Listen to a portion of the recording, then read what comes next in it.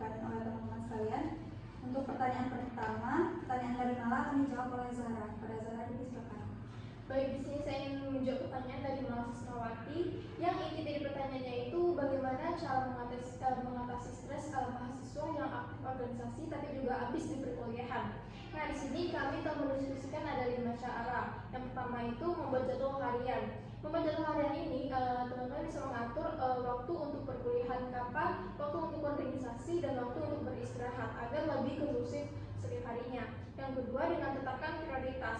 Teman-teman bisa menetapkan apa saja menjadi prioritas teman-teman, apakah dari perkuliahankah, organisasikah, supaya lebih balance untuk kedepannya.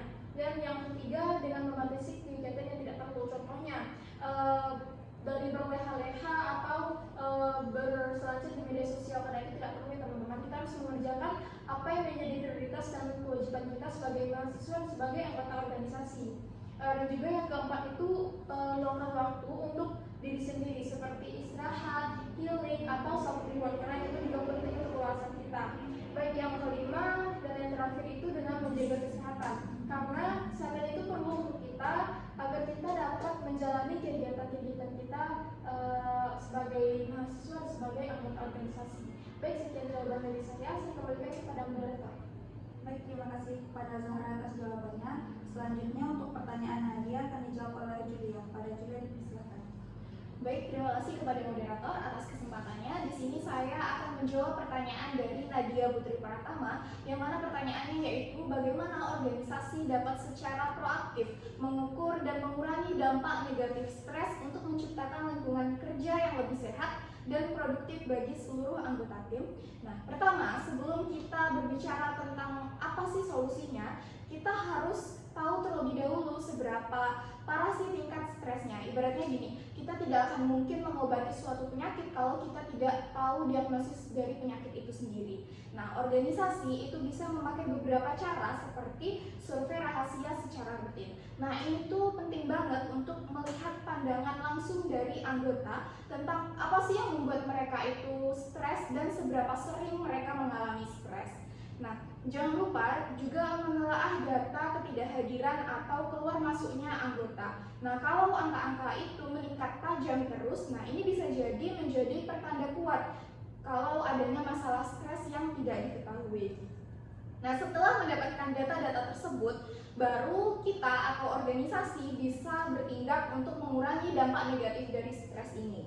Nah, salah satu yang paling mendasar adalah yaitu program pengelolaan stres. Nah, program pengelolaan stres ini bisa berupa seperti lokakarya atau pelatihan tentang relaksasi, pelatihan tentang manajemen waktu yang efektif, dan penting juga untuk meninjau ulang beban kerja dari anggota itu sendiri.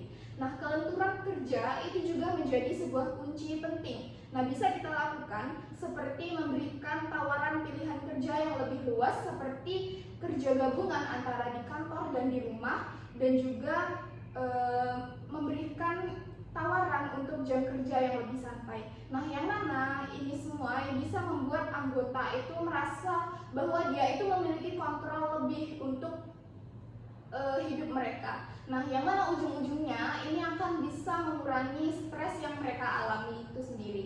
Dan satu lagi yang paling penting yaitu membangun budaya kerja yang saling mendukung. Maksudnya yaitu antara atasan dan rekan kerja itu harus bisa saling mendukung, bisa menjadi sebuah tempat sandaran, bukan menjadi sumber tekanan. Nah, anggota dalam organisasi itu harus merasa bahwa mereka itu dihargai dan didengar. Dan yang terakhir yaitu penting juga untuk menyediakan akses ke dukungan kesehatan mental seperti ke psikolog. Mungkin sekian jawaban dari saya kembalikan lagi kepada moderator. Terima kasih.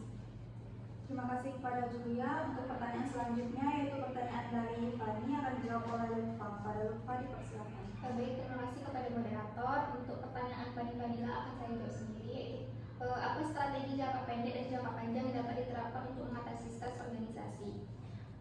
Strategi jangka pendek untuk mengatasi stres organisasi itu meliputi penyediaan dukungan emosional dan psikologis seperti konseling, pelatihan manajemen stres, dan fleksibilitas kerja untuk mengurangi tekanan langsung yang dirasakan karyawan.